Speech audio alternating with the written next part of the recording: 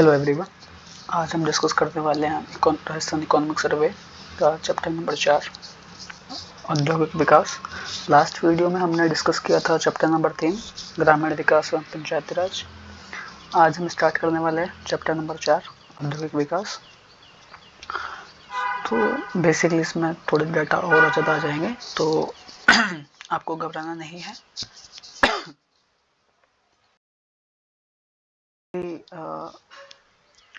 औद्योगिक विकास में स्थिर कीमतों में क्या चल रहा है और प्रचलित कीमतों में कितनी वृद्धि हुई है, उसके बारे में ये थोड़ा सा आप ये जो चार्ट है ये हम देख सकते हैं। अभी चैप्टर नंबर फर्स्ट में हम ये सब कुछ डिस्कस करने वाले हैं एक साथ। तो अभी हम हर चैप्टर में एक वाइज सारे आंकड़े वगैरह देख लेंगे। उसके बाद चैप्टर फर्स्ट में सारे समराइज रूप से हम एक साथ सबको देख लेंगे, तो थोड़ा डाटा को याद करने में दिक्कत होने वाली है, लेकिन धीरे धीरे हो जाएगा। तो औद्योगिक विकास में जो सर्विस इंडस्ट्रियल जो आपका सेक्टर है, उसमें स्थिर कीमतों पर 29.84% है और प्रचलित कीमतों पर यह 28.21% है। सेम सर्विस सेक्टर में 43.95%, एग्रीकल्चर सेक्टर में 26.21%। प्रचलित कीमतों पर सर्विस सेक्टर पे है आपका 45.07% और एग्रीकल्चर पे है आपका एग्रीकल्चर सेक्टर पे है 26.72। ये डाटा आपको ये कहीं रटने ही पड़ेंगे, क्योंकि ये सीधे फैक्ट वाइज यहाँ से क्वेश्चन पूछते हैं कि सर्विस सेक्टर में कितना परसेंट है, या स्थिर कीमतों पर कितना है, या प्रचलित कीमतों पर कितना है।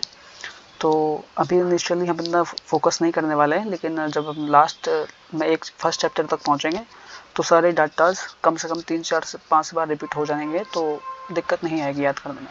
फिलहाल आप इतना याद कर सकते हैं कि इंडस्ट्रियल जो सेक्टर है उसमें स्थिर कीमतों पर 29.84% है और प्रचलित कीमतों पर आपका 28.21% है।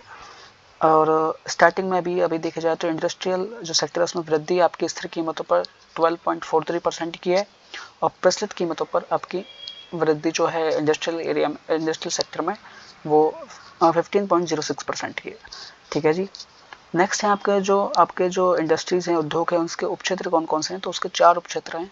फर्स्ट है विनिर्माण, सेकंड है निर्माण, थर्ड है खनन और लास्ट है आपका विद्युत गैस और जलापूर्ति। तो यहाँ से बेसिकली क्वेश्चन पूछे जाते हैं कि विनिर्माण में कितना प्रतिशत रहा, तो लगभग 42%, निर्माण में 35%, खनन में लगभग 12% के आसपास और विद्युत गैस जलापूर्ति में लगभग 10% के आसपास।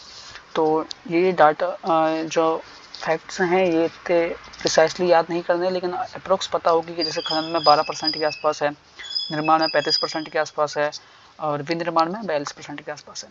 इसमें एक फैक्ट ये था कि जो इसमें सर्वाधिक वृद्धि देखी गई है वो आपकी विनिर्माण में देखी गई है और वो है 19.57%। ठीक है, यहाँ तक क्लियर है। नेक्स्ट है कि आपके ये थोड़ा इंपॉर्टेंट प्रश्न है जो अभी लास्ट एग्जाम्स में पूछा गया है कि राजस्थान में कितने जिला उद्योग केंद्र हैं। डिस्ट्रिक्ट इंडस्ट्रियल सेंटर जो 36 हैं और उपकेंद्र कितने, वो 8 हैं। ठीक है। अभी नेक्स्ट है कि आपका जो IIP है, आपका औद्योगिक उत्पादन सूचकांक, ये थोड़ा इंपॉर्टेंट है क्योंकि ये इसका जो बेस ईयर है वो मासिक है, ये मंथली आता है और इसका जो बेस ईयर है वो 2011-12 का है। बाकी ये CSO आपका जो सेंट्रल स्टैटिस्टिक्स डिपार्टमेंट होता है उससे ऑथराइज होता है, मॉनिटराइज होता है, वही इसको निकालता है, मासिक बेस पे निकालता है, मंथ बेस पे। और इसके 3 ग्रुप्स हैं जिसमें विनिर्माण है, खनन है, विद्युत है। औद्योगिक उपक्षेत्र आपके 4 थे, विनिर्माण निर्माण, खनन और विद्युत गैस जलापूर्ति। यहाँ पे निर्माण नहीं है, समराइज रूप से आपका विनिर्माण, खनन और विद्युत है। इसमें भारांश आपका विनिर्माण का 77%, खनन का 14% और विद्युत का 8% है। ठीक है, यहाँ तक क्लियर है।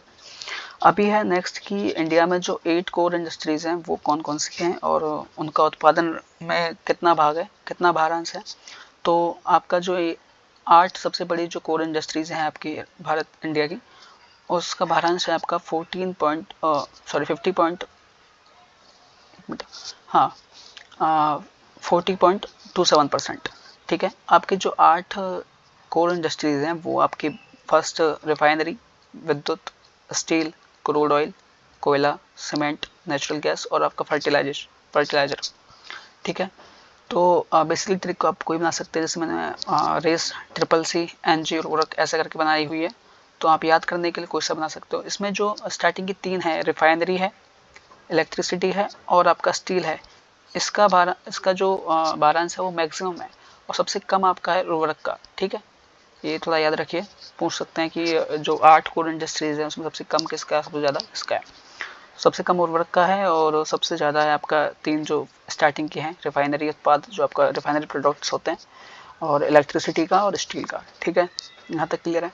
हाँ, उसके बाद स्टार्ट होता है MSME, आपका माइक्रो स्मॉल मीडियम जो इंडस्ट्रीज होते हैं, एंटरप्राइज होती हैं वो। ठीक है जी, जो MSME डे है वो 17 सितंबर को है। इससे पहले जब हम चैप्टर नंबर 3 डिस्कस किया था तो उसमें 14 नवंबर आया था। वो कौन सा डे था आप बता सकते हो कमेंट करके। 10 अगस्त आया था बायोफ्यूल डे। ठीक है, तो ऐसे ही आपका एक और आ गया है 17 सितंबर MSME डे।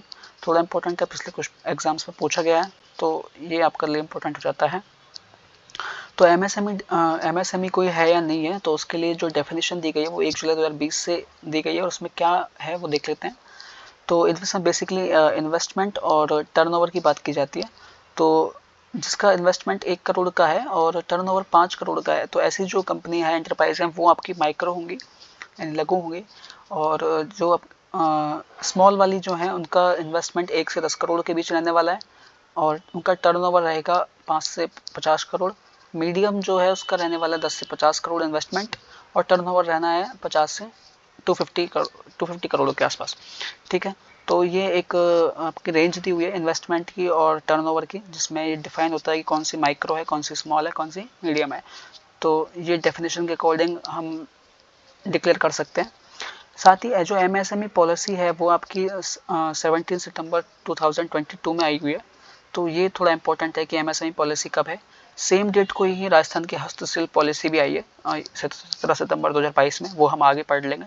लेकिन फिलहाल के लिए आप याद रख सकते हैं कि इसी डेट पे हस्तशिल्प जो आपकी पॉलिसी है वो भी आई है राजस्थान की 17 सितंबर 2022। इसमें बेसिकली आपके महिलाओं के लिए ST SC और जो निःशक्त योगजन है उनके लिए प्रावधान किए गए हैं। ठीक है, अभी MSME के लिए जो अदर्स आपके एफर्ट्स किए जा रहे हैं उसमें पहला है आपका रजिस्ट्रेशन आपका वही 1 जुलाई 2020 से स्टार्टेड है। ठीक है, नेक्स्ट है आपका है मुख्यमंत्री लघु उद्योग प्रोत्साहन योजना। ये योजना आपकी 13 दिसंबर 2019 से स्टार्टेड है। बेसिकली इसमें होता क्या है कि इसमें 10 करोड़ तक का ऋण मिलता है आपको। अगर आप 25 लाख का ऋण लेते हो तो उसमें 8 लाख के ब्याज पर अनुदान मिलता है। 5 करोड़ के ऋण पर आपको 6% का और 10 करोड़ तक के लोन पर आपको 5% तक ब्याज पर अनुदान मिलता है। ठीक है, तो ये बेसिकली आपकी मुख्यमंत्री लघु उद्योग प्रोत्साहन योजना है। नेक्स्ट है आपका जो MSME फैसिलिटेशन है जो 17 जुलाई 2019 से स्टार्टेड है। बेसिकली इसके लिए एक पोर्टल है जिसका नाम है राज उद्योग पोर्टल और इसमें एक्नॉलेजमेंट स्लिप जारी कर जाती है, इसका पावती प्रमाण पत्र बोलते हैं डिक्लेरेशन के लिए। तो ये आपका 3rd प्रयास है MSME के लिए। 4th के लिए MSME एक्ट जो 2006 में आया था, तो उद्यम से जो भी उद्योग से रिलेटेड जो भी आपके विवाद हैं उनके समाधान के लिए 14% बनाई गई है। लास्ट बजट में ये 10 थी, 8 आपके स्टेट लेवल पे, 2 उस लेवल पे, तो 10% थी। इस वाले बजट में ये 14 हो चुकी है, तो ये थोड़ा ध्यान रख लीजिएगा, बाकी कंफर्म कर लीजिएगा। ठीक है, नेक्स्ट स्लाइड चलते हैं। आपका जो राजस्थान में कितना निर्यात हुआ है इस बजट में वो इस पर डिस्कस करेंगे। तो इस साल का बजट अपना रहा है 83,704 करोड़ रुपए। तो ये थोड़ा सीधे फैक्ट वाइज पूछ लेते हैं कि इस बजट में राजस्थान में कितना निर्यात रहा, तो इतने करोड़ रुपए का निर्यात रहा, तो 83,704 करोड़ रुपए का। ठीक है, अभी जो निर्यात में जो आपकी सबसे ज़्यादा किस चीज़ का रहा, तो उसमें 5 चीज़ें हैं जो शीर्ष पे हैं, जिसमें आपकी जैसे उसके लिए मैंने ट्रिक बनाई हुई है EOMTH, आप भी ऐसी कोई बना सकते हो। तो E से आपका जो इंजीनियरिंग जो प्रोडक्ट्स हैं वो हैं, O से आपका ऑर्नामेंटल्स जो आभूषण जवाहरात हो गए हैं, M से मेटल्स यानी धातुएं हैं, T से टेक्सटाइल आपका जो कपड़ा है और H से आपका हैंडीक्राफ्ट है जो हस्तशिल्प जो भी है वो। तो ये 5 वस्तुएं जो निर्यात में शीर्ष में हैं, इन सब का योगदान है मतलब 65 50% से ज़्यादा का योगदान इसमें निर्यात में रहा है इन 5 वस्तुओं का। तो ये थोड़ा सा इंपॉर्टेंट है कि कौन कौन सी वस्तुएं शीर्ष पे रही हैं और इनका क्रम पूछ सकते हैं, और बेसिकली निर्यात कितने करोड़ का हुआ है तो वो पूछ सकते हैं। नेक्स्ट है कि आपके जो निर्यात के प्रयास किए गए हैं वो राजस्थान सरकार ने कौन कौन से किए हैं, तो वो एक बार आप शॉर्ट व्यू में देख सकते हैं। पहला है मिशन निर्यातक बनो। ये 29 जुलाई आपका 2021 से स्टार्ट हुआ है। डेट्स की इतनी लोड नहीं लेनी है, लास्ट जब सीरीज के सारे चैप्टर्स खत्म हो जाएंगे तो लास्ट में एक समराइज में जितनी डेट्स इंपॉर्टेंट हैं वो एक साथ बता दी जाएंगी। तो अभी फिलहाल आप इतना लोड डेट का ना लें, ठीक है। तो मिशन निर्यातक बनो ये आपका चलाया जा रहा है रिको प्लस आपका राजस्थान गवर्नमेंट का जो उद्योग विभाग है उसके द्वारा। तो ये थोड़ा इंपॉर्टेंट है, लास्ट एग्जाम्स में पूछा गया है कि मिशन निर्यातक बनो में कौन कौन सहभागी हैं, तो आपके रिको और आपका राजस्थान गवर्नमेंट का उद्योग विभाग। नेक्स्ट है आपका राज्य स्तरीय पुरस्कार दिए जाते हैं निर्यात में, तो वो 2019 से स्टार्टेड है और वो 15 श्रेणियों में, प्राथमिक जो श्रेणी है 15 उनमें दिए जाते हैं। तो टोटल वो 32 प्लस 1 यानी 33 अवार्ड्स दिए जाते हैं, ठीक है। इसमें लाइफ टाइम अवार्ड होते हैं। नेक्स्ट है आपका प्रशिक्षण कार्यक्रम। तो प्रशिक्षण कार्यक्रम निर्यात के लिए 2012 से दिए जा रहे हैं, वो दिए जा रहे हैं आपका REPC। तो REPC क्या है, तो REPC आपका यहाँ पे लिखा हुआ है, REPC आपका राजस्थान निर्यात संवर्धन परिषद, तो राजस्थान एक्सपोर्ट प्रमोशन काउंसिल। तो उसकी स्थापना हुई है 8 नवंबर 2019 को, ठीक है। इसका सेकंड फेज जो थोड़ा इंपॉर्टेंट है हमारे लिए कि ये डेट इंपॉर्टेंट है, वो है 5 दिसंबर 2022। इसी का REPC का सेकंड फेज स्टार्ट हुआ है आपका 5 दिसंबर 2022 से। तो ये प्रशिक्षण कार्य भी करवाता है, ठीक है। नेक्स्ट आपका जो विदेशी व्यापार मेले हैं, अंतर्राष्ट्रीय जो विदेशी व्यापार मेले होते हैं उसमें निर्यात के प्रोत्साहन के लिए क्या क्या प्रयास किए हैं, तो ये आपका जो 2012-13 से स्टार्ट है और इसको भी REPC देखता है। और जो विदेशों में जो आपके निर्यात के लिए जो प्रतिमंडल जाते हैं उनको 10 लाख रुपए का प्रावधान इसमें है। साथ में आपके जो हमें पहले पढ़ा हुआ था कि राजस्थान में कितने जिला उद्योग केंद्र हैं, डिस्ट्रिक्ट इंडस्ट्रियल सेंटर, वो 36 हैं और उपकेंद्र कितने हैं, वो 8 हैं। तो हम पहले ही डिस्कस कर चुके हैं, ठीक है जी। उसके बाद थोड़ा इंपॉर्टेंट अगला निर्यात के लिए प्रमोशन के लिए आपका आता है 1 डिस्ट्रिक्ट 1 प्रोडक्ट का कॉन्सेप्ट है। इसमें मतलब राजस्थान के जितने 50 डिस्ट्रिक्ट्स हैं उनके लिए एक स्पेसिफिक 1 से 2 प्रोडक्ट दिए गए हैं। तो ये आप अपने श्रद्धा अनुसार याद कर सकते हैं कि कौन कौन से इंपॉर्टेंट हैं। बाकी मैंने कुछ यहाँ पे डिस्ट्रिक्ट्स के लिखे हुए हैं, जैसे कि अलवर, खैरथल तजारा, कोटपुतली, भैरोड़। इसके लिए ये बेसिकली ऑटोमोबाइल्स पार्ट्स के लिए इनका जो प्रोडक्ट है वो ऑटोमोबाइल्स पार्ट्स हैं। लास्ट टाइम एग्जाम पूछा हुआ था कि धौलपुर का क्या है, तो धौलपुर का मिल्क पाउडर का है। श्रीगंगानगर का किन्नू है। किन्नू संतरे टाइप जैसा कुछ दिखने वाला फल होता है, तो संतरे किसका है, तो वो झालावाड़ का है। तो आप ये याद कर सकते हो कि झालावाड़ का संतरा है और श्रीगंगानगर का किन्नू है, ठीक है। चावल जो है वो बूंदी का भी है और हनुमानगढ़ का भी है, ठीक है। और जो सवाई माधोपुर है इसका टूरिज्म है, थोड़ा अलग से हटके है, तो ये थोड़ा याद कर लीजिएगा। रणथंबोर वगैरह जो घूमने के टूरिज्म साइट काफ़ी सारी है, तो सवाई माधोपुर में टूरिज्म है। आपका भीलवाड़ा और बालोतरा में है आपका वस्त्र, ठीक है। अभी जो नया डिस्ट्रिक्ट बना है शाहपुरा, उसका है आपका फड़, ठीक है, जो फड़ चित्रकला होती है वो। जालौर की मोजड़ी फेमस है, तो वहाँ का मोजड़ी। सांचौर जो जालौर से नीचे वाला हिस्सा काट के बनाया है उसका मसाले फेमस है, ठीक है। तो वहाँ का प्रोडक्ट तो मसाले है। साथ में आपका अजमेर देखेंगे, उदयपुर है और केकड़ी, सलमपुर और सिरोही। यहाँ पर ग्रेनाइट मार्बल्स और जो ग्रेनाइट मार्बल्स के जो प्रोडक्ट हैं और टाइल्स हैं, ये इनका प्रोडक्ट है। नेक्स्ट है चूरू। चूरू में वुड, जबकि वुड प्रोडक्ट होते हैं, लकड़ी के जो उत्पाद होते हैं, वो उसका प्रोडक्ट है डिस्ट्रिक्ट का। भरतपुर का है वो शहद है। बीकानेर का सिरेमिक है। बांसवाड़ा का आपका सिंथेटिक यार्न है। झुंझुनू का आपका कास्ट की जो हस्तकला है उसका है। अनूपगढ़ आपका जो नया डिस्ट्रिक्ट बना है उसका कॉटन बॉल्स है। और दूदू का है बिलो पॉटरी। गंगापुर सिटी का है आपका जो इंडियन मिठाइयाँ होती हैं, इंडियन भारतीय मिष्ठान, वो है। डिडवाना कुचामन का आपका मकराना मार्बल्स है। मकराना पहले नागौर में आता था, वहाँ के जो मार्बल्स, लेकिन अभी डिडवाना कुचामन अलग डिस्ट्रिक्ट बना दिया गया है। नागौर का क्या है, तो नागौर का हैंडीक्राफ्ट्स है। राजसमंद का आपका टेराकोटा है। प्रतापगढ़ में थेवा कला फेमस है, तो थेवा कला के लिए प्रतापगढ़ प्रसिद्ध है, इसलिए प्रतापगढ़ का थेवा कला और लहसुन ये वहाँ का प्रोडक्ट है। फलौदी जो जोधपुर से बनाया गया है, तो उसका सोनामुखी उत्पाद है, ठीक है। आपका जोधपुर और सीकर का फर्नीचर है, लेकिन जोधपुर का जो फर्नीचर है वो हैंडीक्राफ्ट वाला है और सीकर का जो है एंटिक है। तो मैंने कुछ डिस्ट्रिक्ट्स के 30 से 35 डिस्ट्रिक्ट्स के प्रोडक्ट बताए हुए हैं। बाकी आप गूगल करके एक बार और देख सकते हैं, जो इम्पोर्टेंट मुझे लगे वो मैंने बता दिए। साथ में लास्ट एग्जाम्स में धौलपुर का पूछा हुआ है, बूंदी का पूछा हुआ है, सवाई माधोपुर का पूछा हुआ है, तो कुछ इंपॉर्टेंट्स जो लगे थे वो मैंने लिख दिए।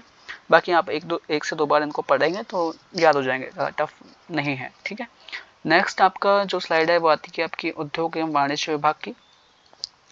अब उद्योग एवं वाणिज्य विभाग में जो आपके उद्योग से रिलेटेड जो विवाद हैं उसके निवारण के लिए जो समितियां बनाई गई हैं वो स्टेट लेवल पे और डिस्ट्रिक्ट लेवल पे बनाई गई हैं।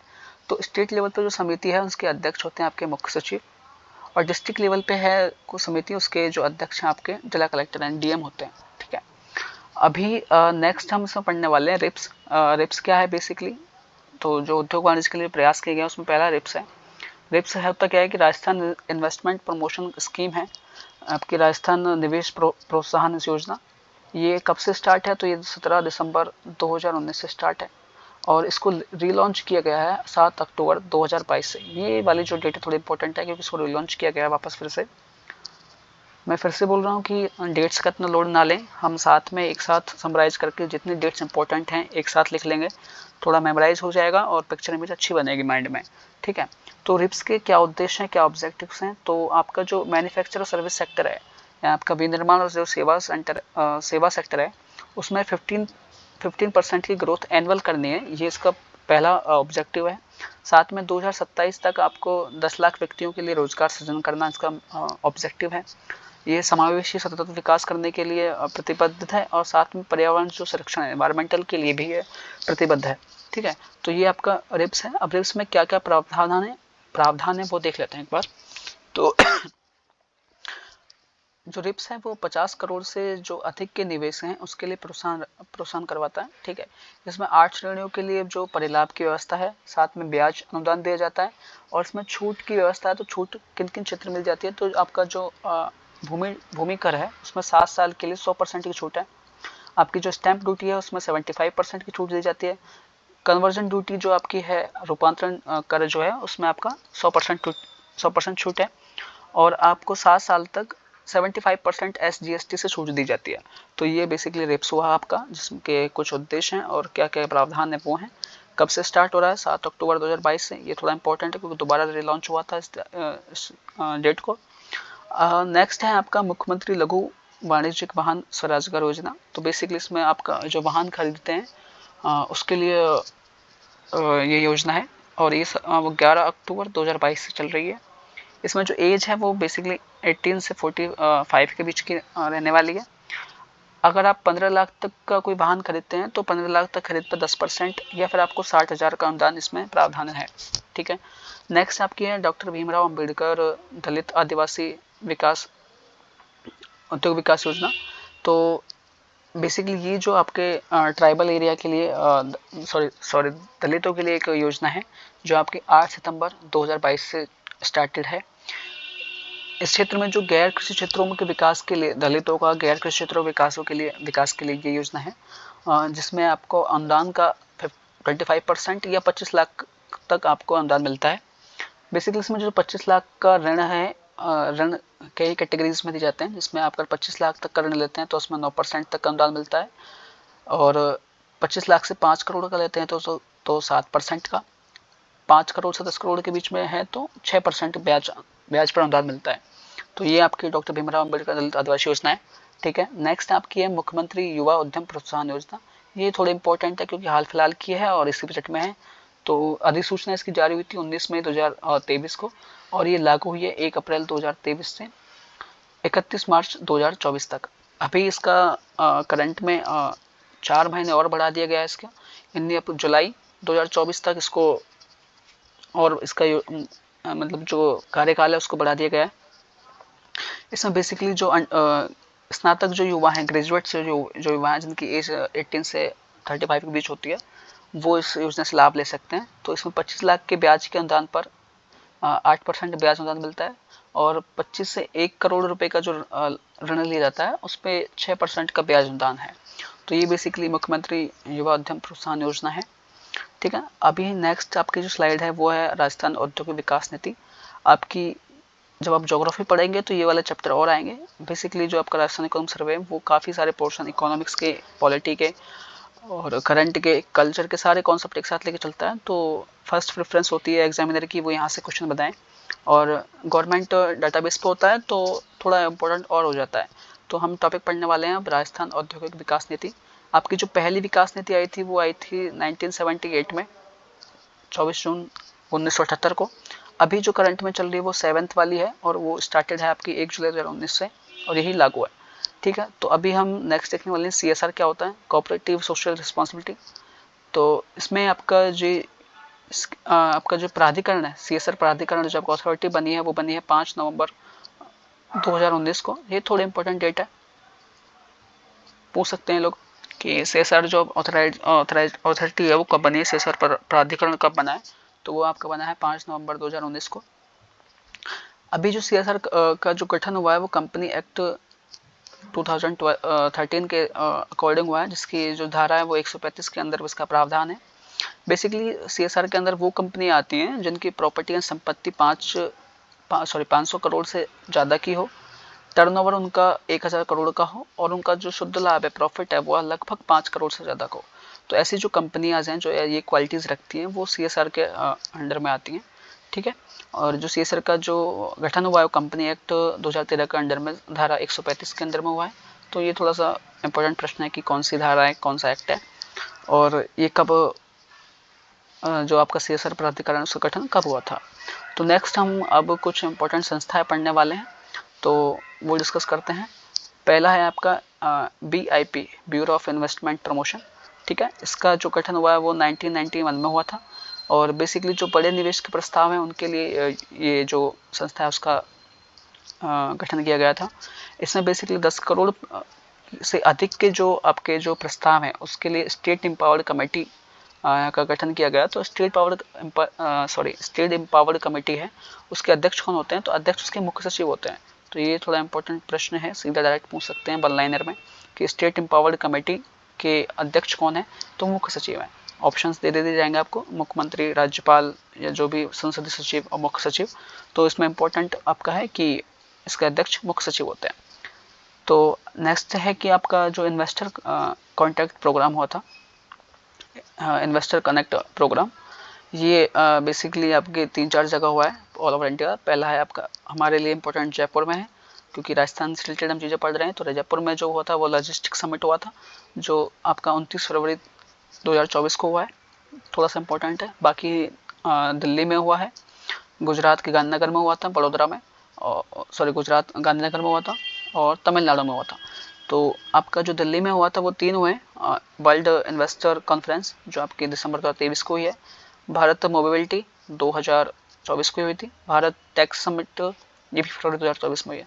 तो थोड़ा इंपॉर्टेंट उतना नहीं है, लेकिन राजस्थान के संदर्भ में जयपुर का इंपॉर्टेंट है कि लॉजिस्टिक समिट कब हुआ था, तो 29 फरवरी 2024 को। साथ में तमिलनाडु में भी हुआ था, तमिलनाडु ग्लोबल इन्वेस्टर मीट जो आपका जनवरी 2024 को हुआ था। ठीक है, नेक्स्ट हम पढ़ने वाले हैं इन्वेस्ट राजस्थान समिट। ये थोड़ा इंपॉर्टेंट है क्योंकि राजस्थान को फोकस करके ये है। तो बेसिकली ये 8 से 7 अक्टूबर 2022 को राजस्थान सीतापुरा, जो आपका जयपुर में सीतापुरा है, वहाँ पे ये ऑर्गेनाइज किया था। इसमें बेसिकली जो राजस्थान उद्योग परिसंघ है वो एज ए राष्ट्रीय भागीदार था और इसमें 6 लोगों को राजस्थान रत्न पुरस्कार मिला है। ठीक है, ये थोड़ा सा इंपॉर्टेंट है, कितने लोगों को मिला राजस्थान रत्न पुरस्कार। और राष्ट्रीय उद्योग परिसंघ ने इसमें पार्टिसिपेट किया था एज ए राष्ट्रीय भागीदार और सीतापुरा में ही ये ऑर्गेनाइज किया गया था invest Rajasthan summit. Okay, next है आपका सिंगल विंडो क्लियरेंस। तो ये जब स्टार्ट हुआ था तो उसमें 16 विभाग थे और 16 विभाग की 135 सेवाओं इसमें दी गई थी। तो ये इतना इंपॉर्टेंट नहीं है, लेकिन आप याद रख सकते हैं। ठीक है, नेक्स्ट है वन स्टॉप शॉप सिस्टम। ठीक है, वन स्टॉप शॉप सिस्टम, इसमें बेसिकली आपके एक ऑनलाइन पोर्टल का गठन है जिसको बोलते हैं राजनिवेश। और इसमें इंपॉर्टेंट ये है कि इसके अंडर में आपका बोर्ड ऑफ इन्वेस्टमेंट का गठन किया गया है। बोर्ड ऑफ इन्वेस्टमेंट के जो अध्यक्ष हैं वो आपके मुख्यमंत्री होते हैं। तो ये थोड़ा इंपॉर्टेंट प्रश्न है कि बोर्ड ऑफ इन्वेस्टमेंट के अध्यक्ष कौन है, मुख्यमंत्री। अभी हमने पहले पढ़ा था कि स्टेट एम्पावर्ड कमेटी के अध्यक्ष कौन होते हैं, मुख्य सचिव। तो ये वन लाइनर क्वेश्चन है जो सीधे पूछे जाते हैं कि बोर्ड ऑफ इन्वेस्टमेंट के अध्यक्ष कौन रहते हैं, मुख्यमंत्री, और स्टेट एम्पावर्ड कमेटी के अध्यक्ष कौन है, मुख्य सचिव। तो आगे चलते हैं। नेक्स्ट अभी हमने BIP पढ़ा, पहला जो संस्था थी, bureau of investment promotion. Next अपने पढ़ रहे हैं अपन रिको। ठीक है, रेको की जो स्थापना हुई है वो 1980 में हुई थी। ठीक है, जब आप ज्योग्राफी पढ़ेंगे तो उसके बारे में, सबके बारे में और एक बार जो संस्थाएं हैं, जो आपका चैप्टर उद्योग है ज्योग्राफी में, वहाँ ये सारी संस्थाएं एक बार फिर से आएंगी, तो एक बार और देख लेते हैं। ठीक है, तो आपकी जब रेको की स्थापना 1980 में हुई है।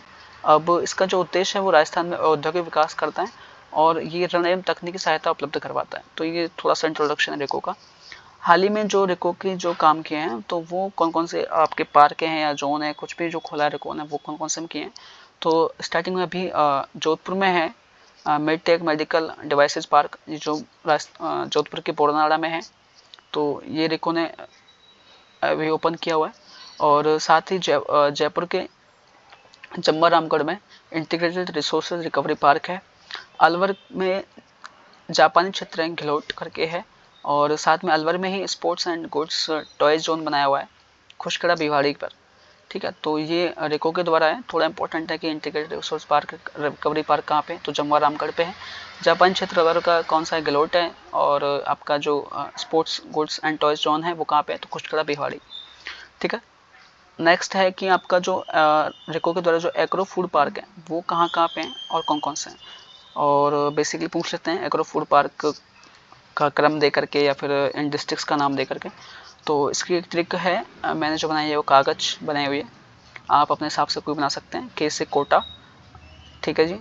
ए से आपका अलवर हुआ, जी से आपका श्रीगंगानगर हो गया, और जे से आपका जोधपुर का बोरनाड़ा। ठीक है, तो बोरनाड़ा में आपका ये मेडटेक मेडिकल डिवाइसेस पार्क भी है और आपका एग्रो फूड पार्क भी है। लास्ट एग्जाम्स में काफ़ी बार ये पूछा हुआ है कि एग्रो फूड पार्क्स कहाँ कहाँ पे हैं, तो बहुत इंपॉर्टेंट प्रश्न है ये कि कोटा, अलवर, श्रीगंगानगर और जोधपुर का बोरनाड़ा। ठीक है जी, यहाँ से क्लियर है। साथ में एक प्रश्न ये भी है कि आपका जो तिवरी है जोधपुर का, उसमें कृषि एवं खाद्य प्रसंस्करण क्षेत्र है, तो ये भी प्रश्न पूछा हुआ है, तो थोड़ा इंपॉर्टेंट बन जाता है। अभी हाल फिलहाल में आपके इस बजट में 5 अग्निशमन केंद्र बनाए गए हैं राजस्थान में, तो कौन कौन से हैं, तो खारा, बीकानेर, रतनगढ़, चूरू, खैरथल, केशवाड़ा और कलड़ावास। कलड़ावास में कौन सी रिफाइनरी है, कौन सा प्लांट है, आप कमेंट करके बता सकते हो, उदयपुर के में। ठीक है, और नेक्स्ट आपका जो सीतापुर जयपुर है, जिसमें आपका राजस्थान ये इन्वेस्ट राजस्थान समिट हुआ था, वहीं पर आपका इंडिया स्टोन मार्ट हुआ है 2024 को। ये 1 फरवरी से 4 फरवरी तक हुआ था। ये इसका 12वां संस्करण था। ठीक है, और इसमें आपका ये थोड़ा इंपॉर्टेंट है कि इसमें कौन कौन पार्टिसिपेट था, तो ये हेल्प से CDOS, centre for development of stone और फिकी की हेल्प से इंडिया स्टोन मार्ट का आयोजन किया था।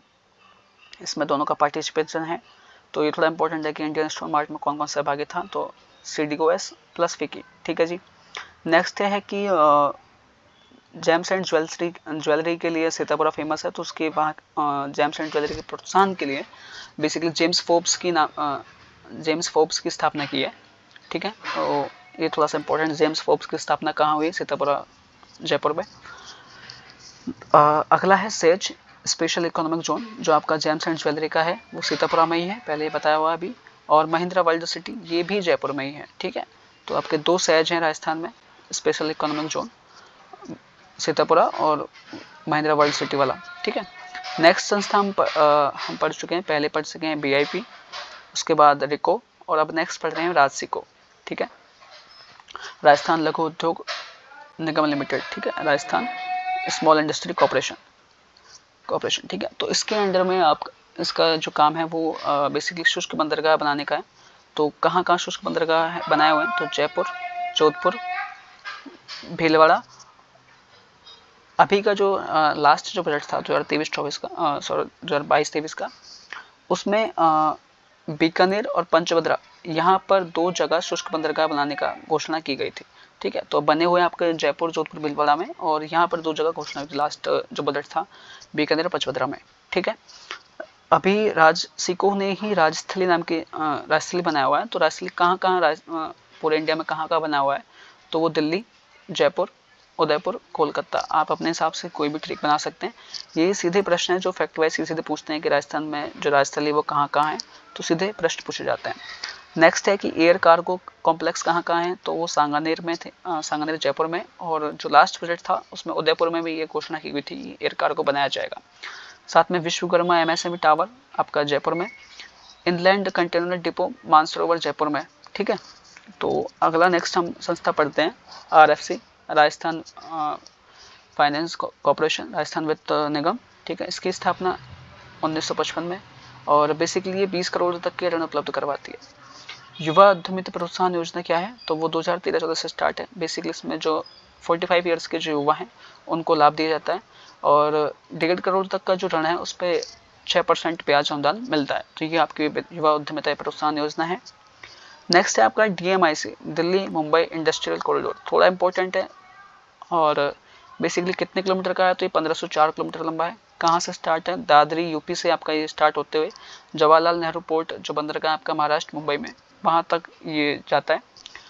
हमारे लिए इंपॉर्टेंट है कि 30% इसका हिस्सा राजस्थान से गुजरता है। ये थोड़ा इंपॉर्टेंट है कि DMIC का कितना प्रतिशत राजस्थान से गुजरता है, तो वो 38% है। अगर देखा जाए तो ये 6 स्टेट प्लस 1 यूटी आपका दिल्ली हो गया, तो 6 स्टेट और 1 यूटी से गुजरता है, ठीक है। इसमें जो हेल्प करी है वो जापान ने करी है, ये आपका 90 बिलियन डॉलर की हेल्प करी है जापान ने।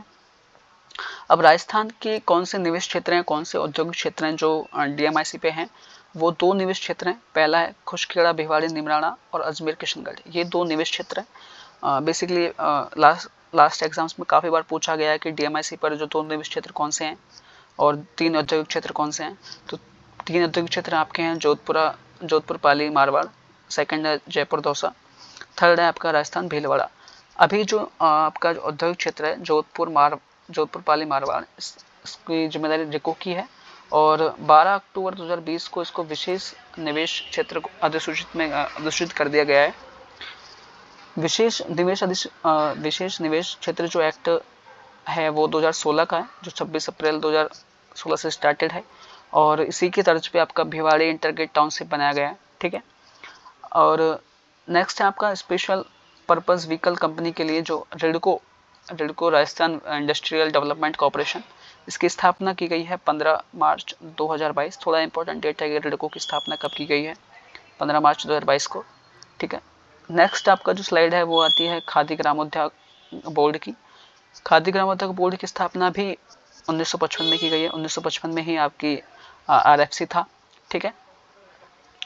अभी खादी एवं ग्रामोद्योग बोर्ड का काम क्या है, वो असंगठित क्षेत्र में रोजगार उपलब्ध करवाता है और हाल ही में इसके अंदर में 3 प्रशिक्षण केंद्र हैं। कहाँ कहाँ हैं, पहला है पुष्कर, मानसरोवर संकुल और तीसरा है आपका माउंट आबू।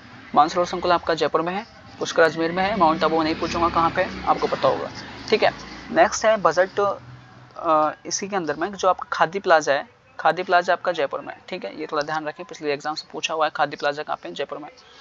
जो लास्ट बजट आपका जो 22-23 का था, उसमें बुनकरों के लिए आपके कोटा, जोधपुर, भरतपुर और बीकानेर संभाग स्तर पर प्रशिक्षण केंद्र बनाने की घोषणा की गई थी। तो ये लास्ट बजट का है, थोड़ा इंपॉर्टेंट नहीं है लेकिन फिर भी थोड़ा ध्यान रखें तो अच्छा रहेगा। नेक्स्ट है आपकी प्रधानमंत्री ग्रामीण रोजगार सृजन कार्यक्रम। बेसिकली इसमें इंडियन गवर्नमेंट और खादी जो आपका ग्रामोद्योग बोर्ड है वो उसके द्वारा चलाया जा रहा है और इसमें लाभार्थी की उम्र 18 प्लस होनी चाहिए, ठीक है। अब खादी कामगार आर्थिक प्रोत्साहन योजना है जिसको 13 जुलाई 2022 से स्टार्ट की गई है। नाम से पता चल रहा है कि जो खादी से रिलेटेड जो श्रमिक है, कामगार हैं, उनके आर्थिक प्रोत्साहन के लिए योजना है, ठीक है। इतना ही इंपॉर्टेंट है इसमें।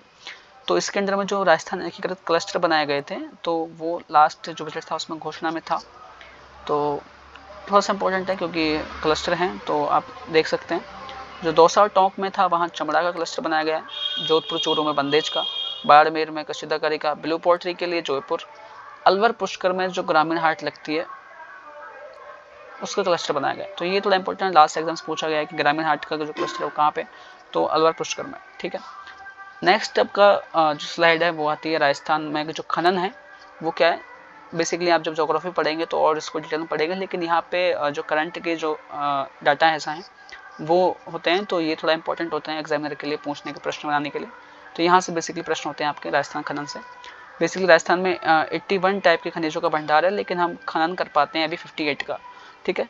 और बहुत ही फेमस प्रश्न है ये, मतलब एग्जामिनर का पसंदीदा प्रश्न है ये कि राजस्थान जो एकमात्र कौन कौन से खनिजों में उत्पादन रखता है, तो वो एकमात्र उत्पादक राज्य है राजस्थान का, राजस्थान सीसा जस्ता के लिए, सेलेनाइट के लिए और वॉलेस्टोनाइट के लिए। बेसिकली इसमें से तीनों देकर के एक ऑप्शन ऐसा देगा जो नहीं होगा। ये बड़ा फेमस प्रश्न है एग्जामिनर के लिए कि कौन कौन से खनिज हैं जो एकमात्र उत्पादक राज्य है राजस्थान का। ठीक है, नेक्स्ट है आपका जो लगभग पूरा उत्पादन राजस्थान करता है, ऐसे खनिज आपके चांदी, कैल्साइट और जिप्सम है। और सीमेंट ग्रेड, स्टील ग्रेड और लाइमस्टोन बलुआ पत्थर में जो राजस्थान है वो अग्रणी राज्यों की श्रेणी में आता है।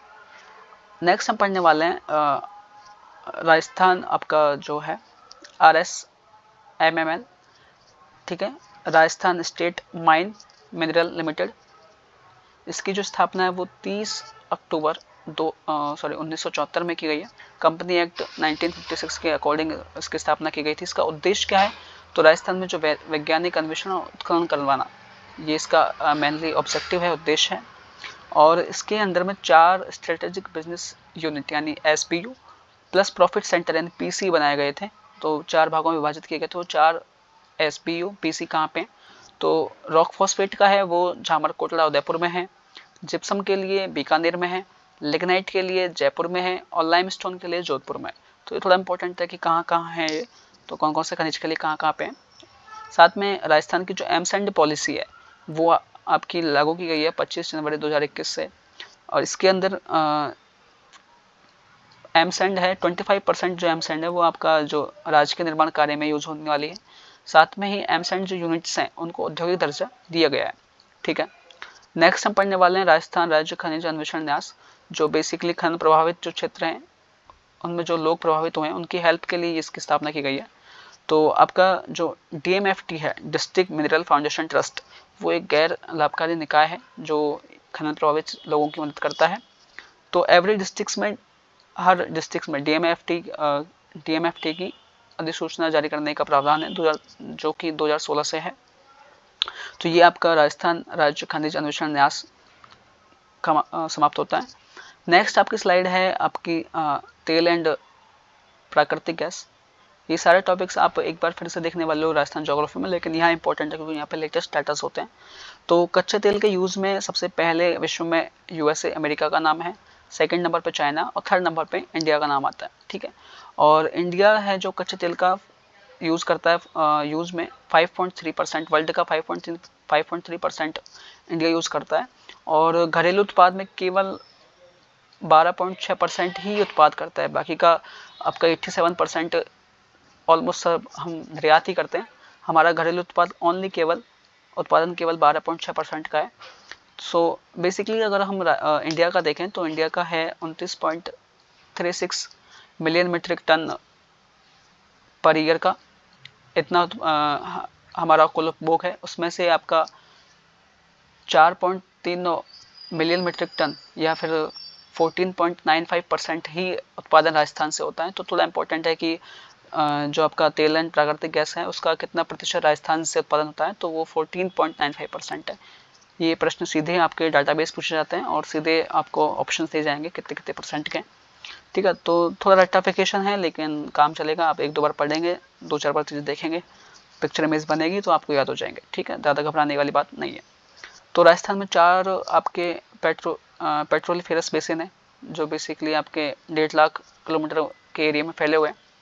तो 4 कौन कौन से हैं, पहला है आपका बीकानेर नागौर बेसिन जो बेसिकली इस क्षेत्र में आता है। इसमें आपका बीकानेर है, नागौर है, श्रीगंगानगर है, हनुमानगढ़ है, चूरू है, ये वाला जो एरिया आता है। और सेकंड है आपका जैसलमेर बेसिन। ठीक है, नेक्स्ट है आपका बाड़मेर और सांचौर बेसिन जो ये वाला एरिया है। और फोर्थ है विंध्यन बेसिन जिसमें हाड़ौती और भीलवाड़ा चित्तौड़गढ़ का एरिया आता है, ये वाला एरिया।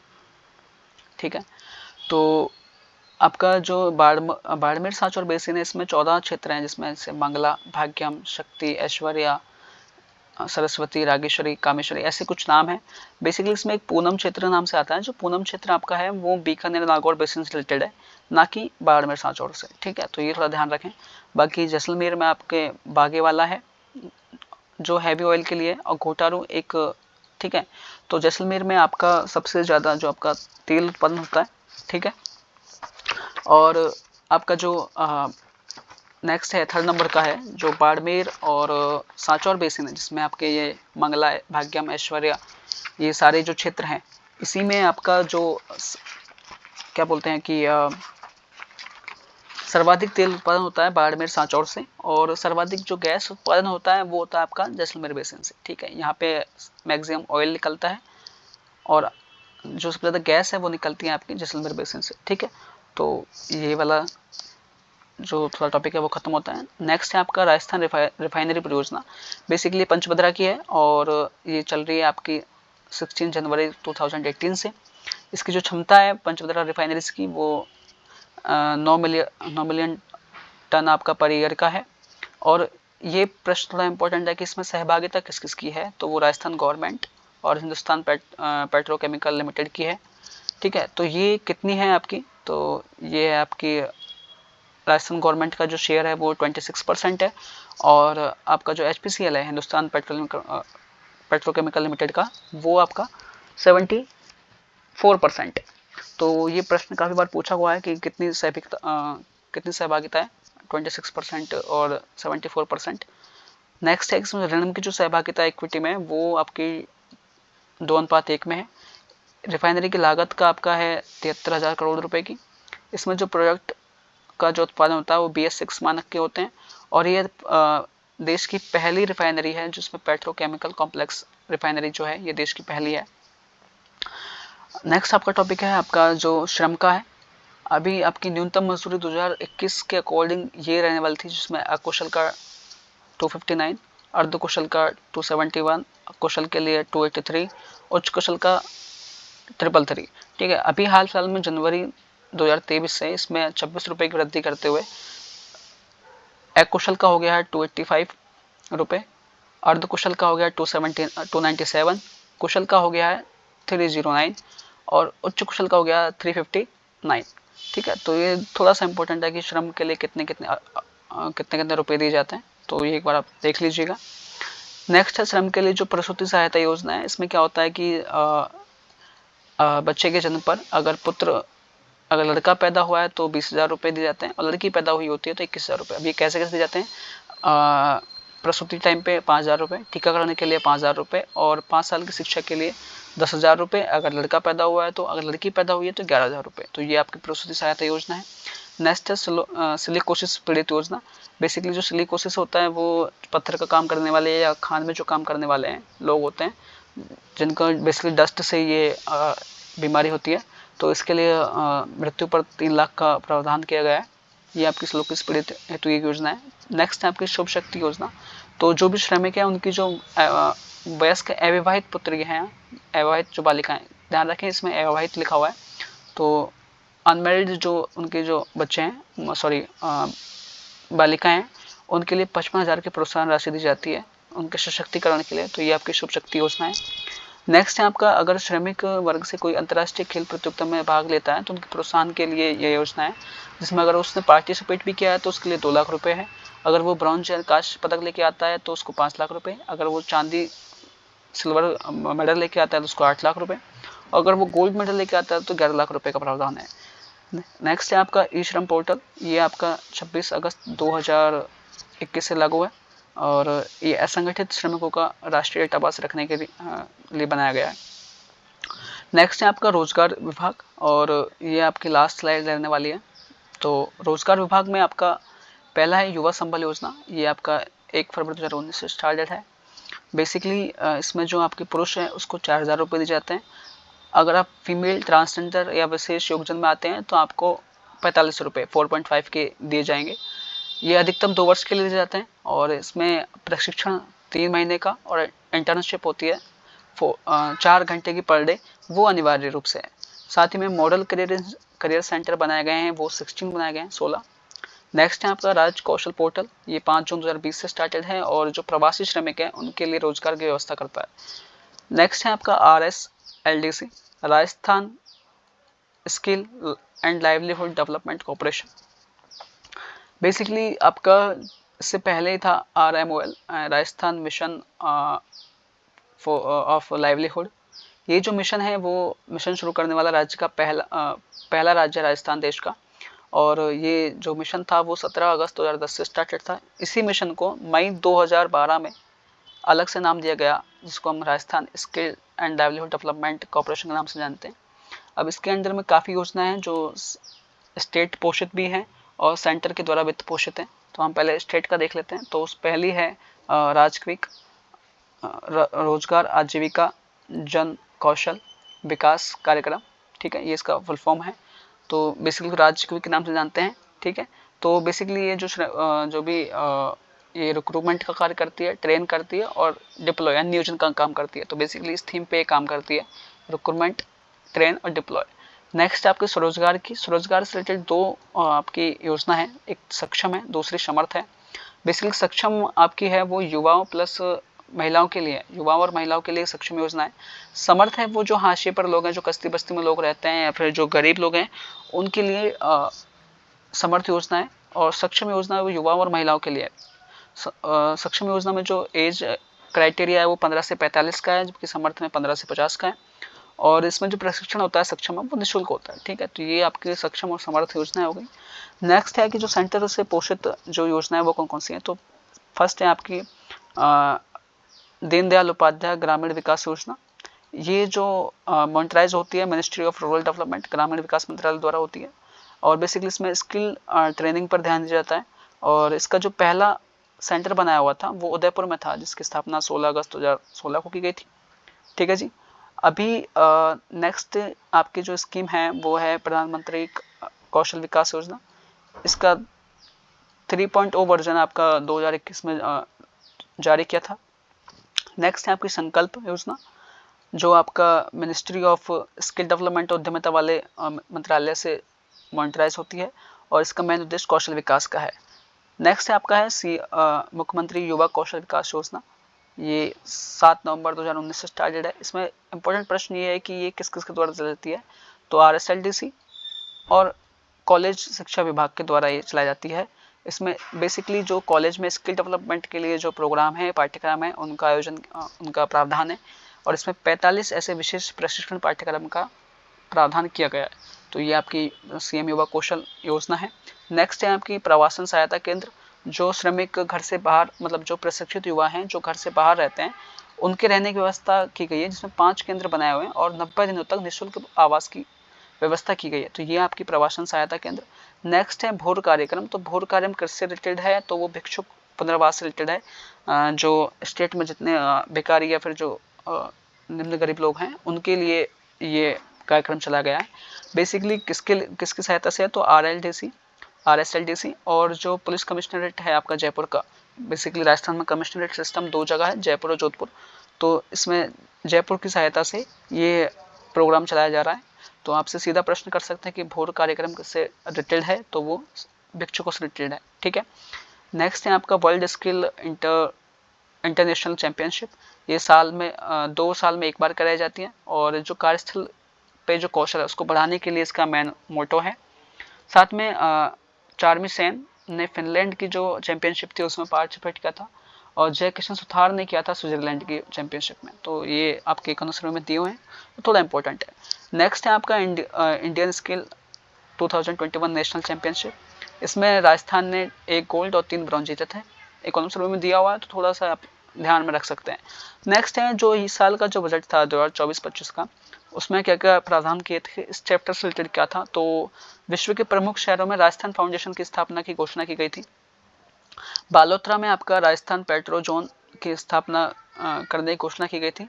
बेसिकली है क्या, तो आपका जो पचपदरा रिफाइनरीज है उसका जो अपशिष्ट बचता है उसको रीयूज करने के लिए ही इसकी स्थापना की जाने वाली है। और साथ में नॉन रेजिस्टेंस राजस्थानी कॉन्क्लेव के आयोजन करने की घोषणा भी इस बजट में की गई थी। तो ये आपका चैप्टर हो गया है 4, और जिसका नाम है औद्योगिक विकास। कुछ डाटा जो भी हैं उसको थोड़ा सा मेमोराइज करने में दिक्कत होने वाली है, पर आप 2 से 4 बार पढ़ेंगे, शॉर्ट नोट्स को देखेंगे तो आपको याद हो जाएगा। कुछ करेक्शन को आपको लगता है कुछ गलत फैक्ट हैं तो आप कमेंट करके डिस्कस कर सकते हैं हम लोग। साथ में बताइए कैसा लगा आपको। और नेक्स्ट वीडियो हम डिस्कस करने वाले हैं चैप्टर नंबर 5 की, जो आगे रहने वाली है। सारी वीडियोस लगभग यही 30 से 50 मिनट या 1 घंटे के बीच में रहने वाली है। तो थोड़ा पेशेंस रखें। और आपका जो इकोनॉमिक सर्वे है राजस्थान का, उसमें कोई प्रॉब्लम नहीं आने वाली है। बाकी हम साथ में चीज़ें और आगे डिस्कस कर लेंगे। Thank you.